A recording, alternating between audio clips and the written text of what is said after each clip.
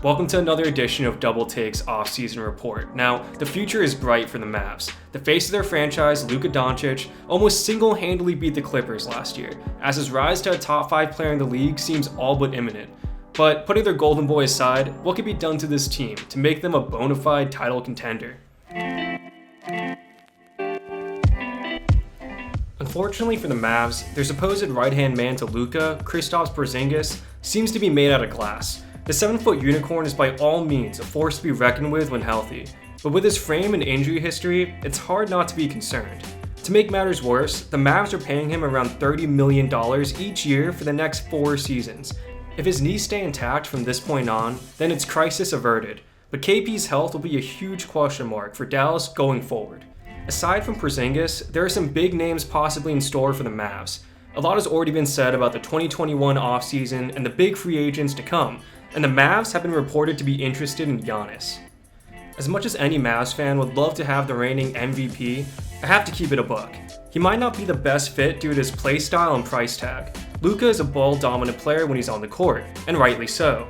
Giannis, however, is kind of the same way. I personally wouldn't want anything to hinder Luka's development, and players like Rudy Gobert and Blake Griffin will also be free agents and have shown in the past that they can play off the ball extremely well. They will both be cheaper to bring on, which is a big deal when you're already paying KP a boatload of money, and you haven't even given Luka his real contract yet. And the cherry on top of all of this is, I don't think Giannis wants to come to the Western Conference if his motives are to win a title.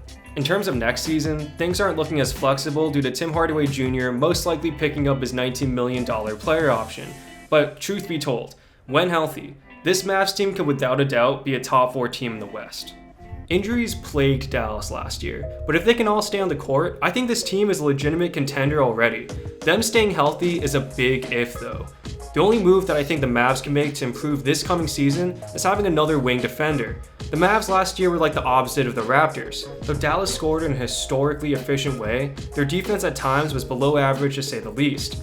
If possible, Chris Dunn could be a good pickup, as you don't have to pay Courtney Lee anymore, and Dunn is one of the cheaper free agents available.